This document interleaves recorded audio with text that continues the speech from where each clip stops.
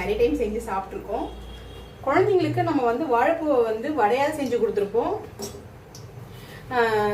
அதை விட நம்ம கட்லெட் செஞ்சு கொடுத்தீங்கன்னா ரொம்ப விரும்பி சாப்பிடுவாங்க. ஏன்னா அந்த வாழைப்பூவில் பார்த்தீங்கன்னா நம்ம உருளைக்கிழங்கு போடுறோம்.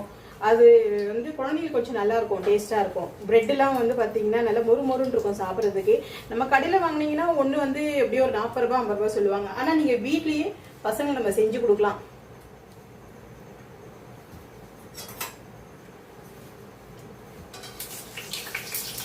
பாருங்க ரெடி ஆயிடுச்சு.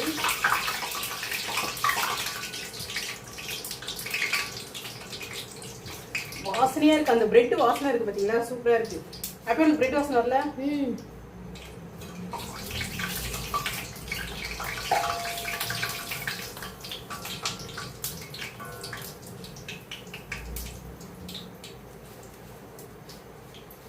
பாருங்க வாழைப்பூ கட்லெட் ரெடி.